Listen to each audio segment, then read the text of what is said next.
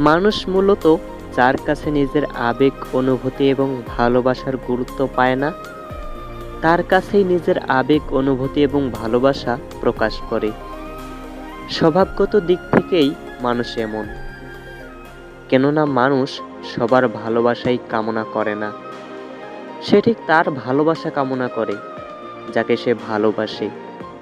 আর ভালোবাসার বিনিময়ে ভালোবাসা এই পৃথিবীতে সবাই পায় না। কেউ কেউ ভালোবাসার বিনিময়ে পায় অবহেলা, অসম্মান, অপ্রাপ্তি কিংবা প্রত্যাখ্যান। আবেগ অনুভূতির মূল্য অনেক, ঠিক তার কাছেই গুরুত্ব পায় যে সত্যিকার অর্থে ভালোবাসে। সবার প্রতি যেমন আবেগ, অনুভূতি এবং ভালোবাসা জন্মায় না, ঠিক তেমনি চরম অবহেলার শিকার হয়েও মানুষ নিজেকে নিয়ন্ত্রণ করতে পারে না। নিঃস্বার্থ ভালোবাসা বলে কিছু হয় না পৃথিবীতে।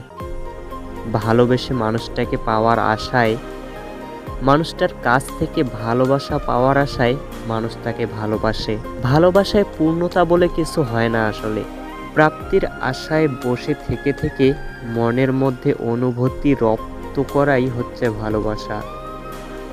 মানুষ যাকে ভালোবাসে তাকে পাওয়া কিংবা তার কাছ থেকে ভালোবাসা পাওয়ার নিশ্চয়তা নিয়েই ভালোবাসে।